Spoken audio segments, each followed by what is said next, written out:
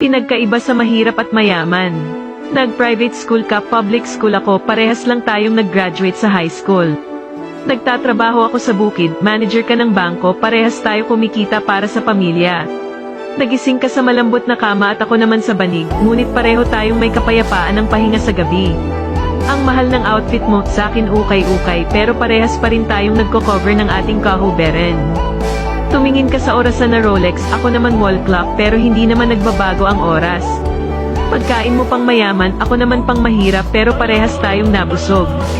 Sumakay ka sa sarili mong sasakyan, sumakay naman ako sa tricycle, minsan habol-habol o kaya naglalakad, pero pareho tayong nakakarating sa pupuntahan. Yung cellphone mo flat screen na iPhone, sa aking keypad pero parehas ng makapag-text at matatawagan. Ang buhay ay hindi isang kompetisyon. Ang kaligayahan ay hindi nagmumula sa lahat ng bagay.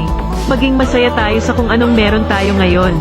Kasama ang mga mahal sa buhay at walang mga sakit, walang permanente sa mundo, lahat nagbabago, lahat nawawala. Kaya kung anong mang meron ka ngayon ay enjoy mo lang.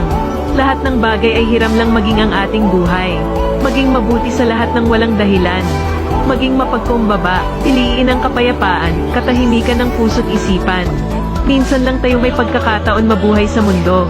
Piliin nating maging masaya at walang tinatapakang ibang tao.